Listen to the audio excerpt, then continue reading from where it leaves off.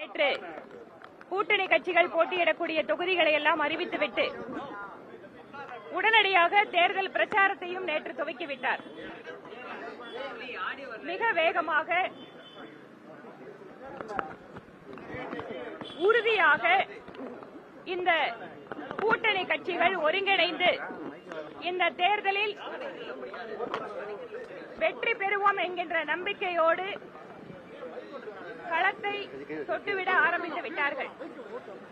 பாரதிய ஜனதா கட்சிக்கு 27 தொகுதிகள் ஒதுக்கப்பட்டிருக்கிறது. இந்த தொகுதிக்கான வேட்பாளர் என்பது கட்சியினுடைய மாநில தலைமையும் அதற்கு பின்பாக இங்கிருந்து பட்டியல் சென்றதற்கு பின்பாக தேசிய அளவில் இருக்கக்கூடிய மத்திய தேர்தல் குழுவும் இந்த வேட்பாளர்களை நிறைவு செய்து அறிவிப்பார்கள்.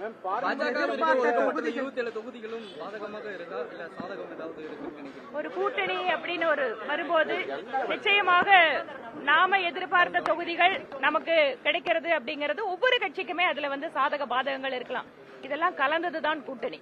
அதனால் பெற்றிருக்கின்ற தொகுதிகளில் அத்தனையிலேயும் வெற்றி பெற வேண்டும் என்பதற்காக பாரதிய ஜனதா கட்சி திட்டமிடுகிறது. அதற்காக வேட்பாளர் தேர்வு மற்ற கட்ட பணிகளை அடுத்த பணிகளை எல்லாம் துவக்கிவிட்டோம்.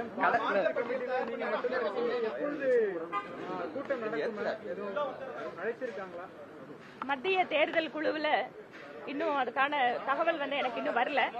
ஆனாலும் மாநிலத்தில் அதற்கான ஒரு ப்ராசஸ் அந்த எக்ஸசைஸ் நடக்கணும். அது இங்க நடந்ததுக்கு அப்புறம் தான் மத்திய தேர்தல் குழு இதுக்காக மீட்டிங் கன்வீன் பண்ணுவாங்க. அண்ணாமலை அவர்கள் போட்டி இல்லைன்னு சொல்லி டெல்லி தலைமைக்கு கடிதம் கொடுத்திருக்கிறதா சொல்லப்படுது. எனக்கு அதை பத்தி எதுவும் தெரியாதுங்க.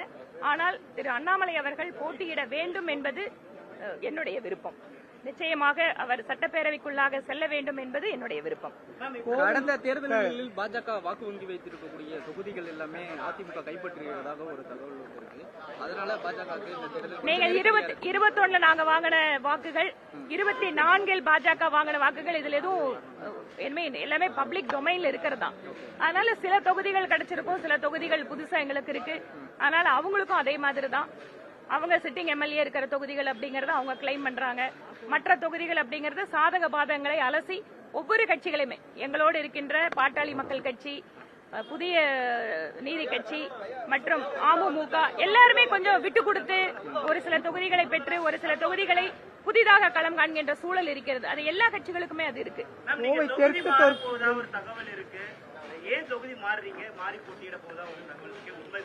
நான் இன்னும் வேட்பாளர் எங்களோட கட்சியை அறிவிச்சதுக்கு அப்புறம் இந்த கேள்வியை கேளுங்க.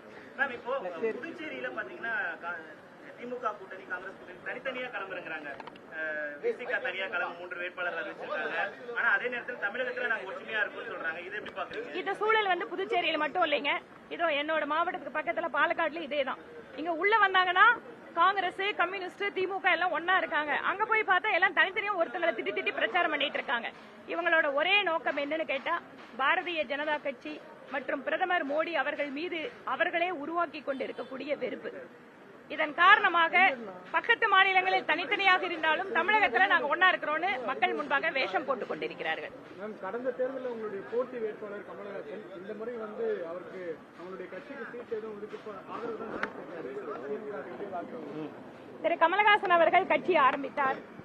2019 தேர்தலில் அவரோட கட்சியில் வேட்பாளர்கள் நிறுத்தப்பட்டார்கள். மக்கள் வாக்களித்தார்கள்.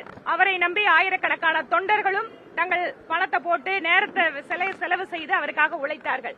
ஆனால் தன்னுடைய சுயநலத்தின் காரணமாக தான் மட்டும் ராஜ்யசபா எம்பி ஆகிவிட்டு அவரை நம்பி கட்சியில் பயணித்த, கட்சிக்காக உழைத்த அத்தனை பேரையும் அம்போ என்று கைவிட்டு விட்டு சென்றிருக்கிறார் என்றால் நான் கோவை தெற்கு தொகுதி மக்களை இந்த நேரத்தில் பாராட்டுகிறேன்.